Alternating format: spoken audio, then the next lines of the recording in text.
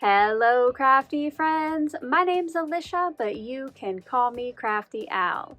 And in today's video, I'm going to be showing you how I made my first set of cards using the April 2025 SheetLoad of Cards printable. I hope you'll stick around, see how they were made, and get a few tips along the way.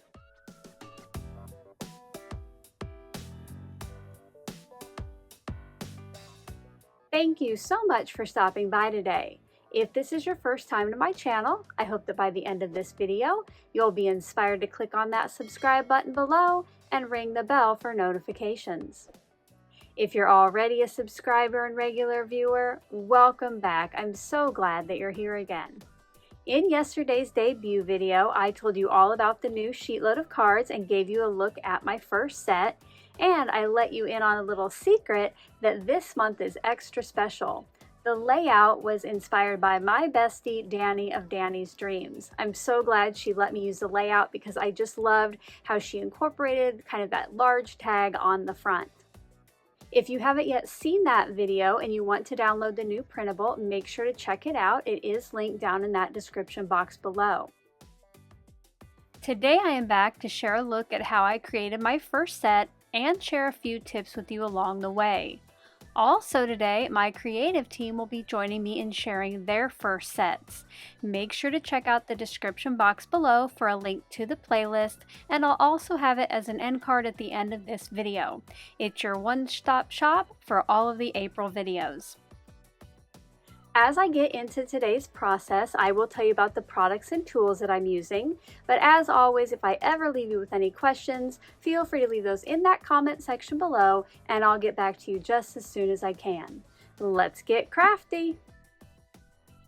Before I get started today, I did want to stop by with a special channel member shout out. I would like to say thank you and welcome to Paper Trimmer level membership to Kathy Williams. Thank you so much for your support.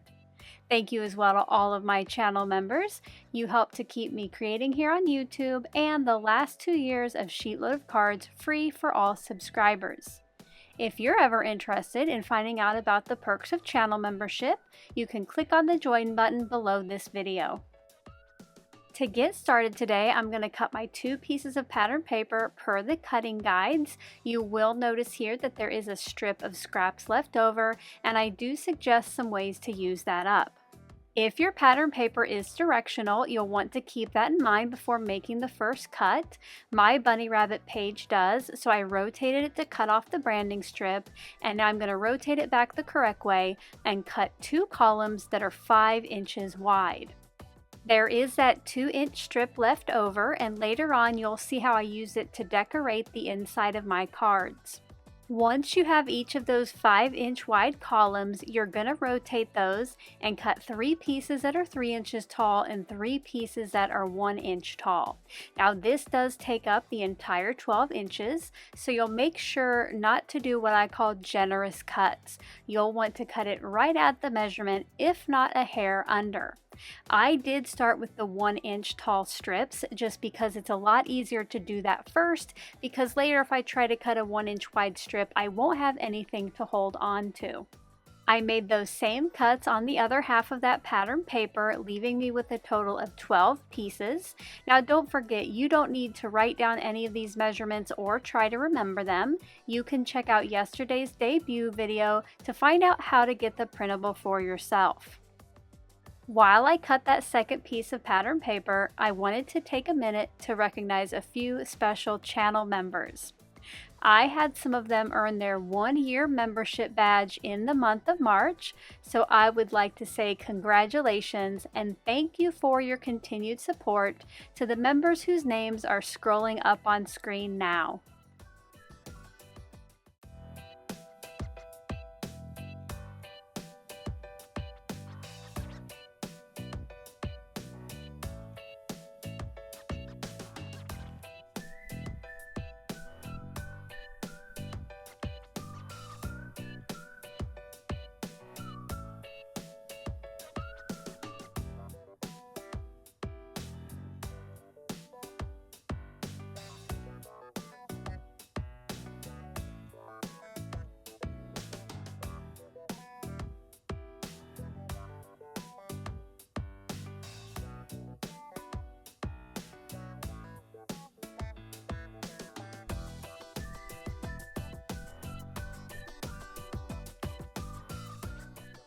Next up is CS1, and for this you'll need 1 sheet of coordinating colored cardstock. Now I am going to do my focal point just a little bit differently, so I'm going to cut my CS1 a little bit differently as well. I need some strips that are only 3/8 of an inch tall, and because that's almost impossible to cut later, I'm actually going to cut that first. So yours might look different, but for me, I'm going to go ahead and cut the 3/8 inch strips off the bottom, and then later I'll show you how to use those. But once those are done, your cutting then will look very similar to what mine does. You're going to take your 8.5 by 11 and cut 2 strips or 2 columns that are 5 inches wide. Once you have those 2 pieces, you'll rotate them and cut them into strips that are 1.25 inches tall. When I got down to the last one of mine, because I did already cut some of the cardstock off, I used a piece of Scotch removable tape to hold that in place while I made the cut. And then I will just keep using the same piece of tape for anything else I need during this cutting session. For CS2, you'll need 1.5 sheets of cardstock, and if you're going to stamp onto this, you'll probably want a lighter color. We're going to cut these until we get 12 pieces that are 2 3/4 inches wide by 4 inches tall. Eventually, we will add some angled corners into the top of this. Again, if you don't want to angle them like I do to make it look more like a tag, you can always do corner rounding as well. I started by cutting my large piece of cardstock into 2 strips that were 11 by 4 inches. Then that smaller half sheet I cut so there were 2 pieces that were 4 inches tall. Once that part was done, I rotated each piece and cut them to the final width. And later I will show you how we can add those angled corners at the top. Finally, for the cutting guides, we'll need to make our card bases, which you'll want 6 pieces of cardstock that you cut in half and fold in half. For mine, just like my matting cardstock, I use Wild Lilac from Gina K Designs. To make your card bases, you'll want to cut each sheet in half to 5.5 by 8.5 inches. Now at this point you could definitely fold these by hand, but I did go ahead and bring in my mini Scor-Buddy. I added some scoring lines at the 4.25 inch, and then I used that same bone folder to burnish that fold and make it nice and crisp. While I have the Scor-Buddy out, I'm going to go ahead and put together my small piece of pattern paper onto its cardstock mat.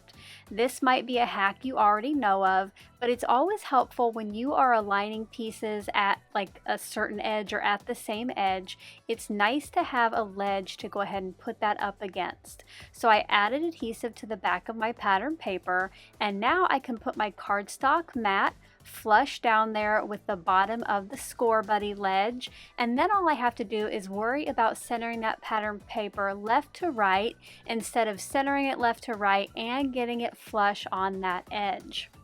This, of course, is optional. You'll see here that you can put these pieces together without the aid of something else. Now, it takes just a tad bit longer. You can't really tell because this is sped up, but it can be done. I went ahead and used the Scor-Buddy to put the rest of mine together. Let me know in that comment section below if you're going to use this hack when you go to make your sheet load. Next up for me is adding those angled corners on our sentiment piece. I will be using this 3-in-1 punch that I got from Amazon, and it has 3 different sizes. I think they call it a ticket corner.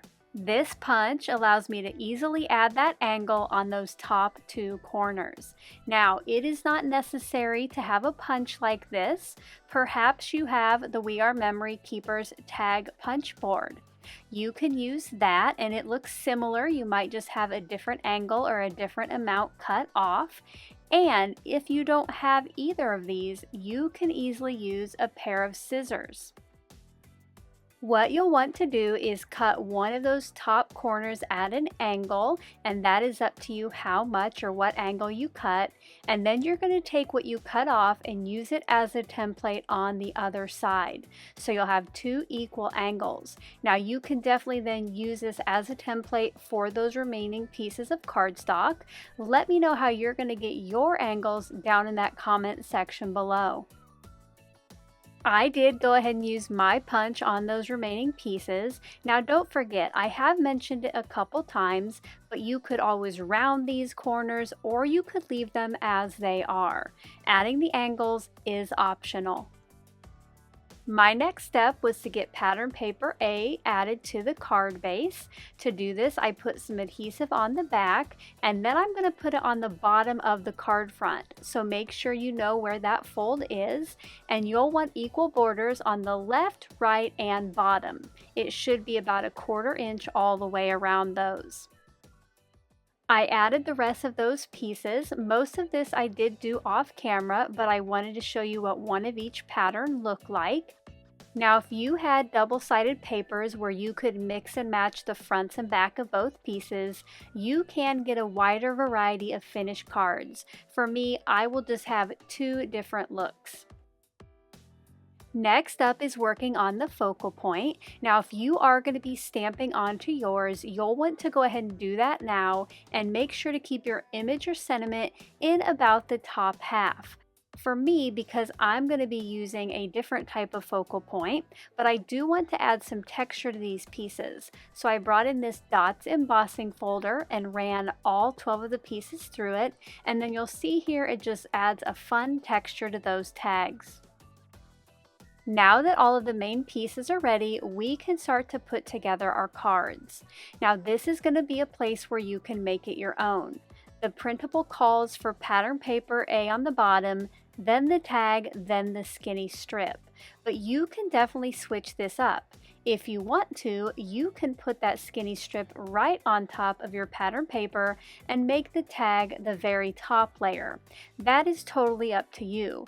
Let me know what you think you'll do down in that comment section below. I decided to go with the layering that is shown on the printable, so I got each of my tags added, and for this they go toward the right side of the card front. I centered mine top to bottom and moved it in about a 1/2 inch from the right side of the card base. Now this is definitely a place where you could make these your own. You could put your tag farther to the left, you could move your skinny strip up or down. As always, SheetLoad is a great jumping off point for you to make these cards your own. I finished putting together the rest of these off camera, and then it was time to get the sentiments added. For my focal points, I'm going to be using this Happy Easter die, but I won't be using the word happy. Instead, I printed some sentiments from my computer and I went with a punny Hoppy Easter since some of my papers have bunnies on it. And now you'll see here what I used those tiny strips for that I cut off my cardstock earlier. I cut these to 1 1/4 inches wide, and then they were the same size as my Hoppy. I'm going to place one on the back of each of those words, and this just gives it kind of a colorful shadow and will help it stand out from the background later on. Off camera, while those were drying, I did go ahead and die cut the Easter word from Wild Lilac cardstock. Now I'm going to show you how I put together some of the sentiments. I used a pair of tweezers to hold Easter while I added liquid glue to the back. The liquid glue gives me some wiggle time to get that adjusted just right, and then I'm going to place a stamp block on the top of that to help hold it down. For most of the cards, I put the Hoppy up above Easter, and that is actually what I show you on camera. But you will see here in a minute when I show you the finished cards, I ended up putting some to the left of the word Easter, and they were on top of pattern paper A. I do have to say I preferred this, and I wish I would have figured it out a little earlier. But live and learn, I think they both look great. I just do prefer the second option. To finish the cards, I added a piece of white cardstock to the inside so the personal message was easy to read, and I used up most of my scraps to decorate that. Here are some close-up looks at the finished cards.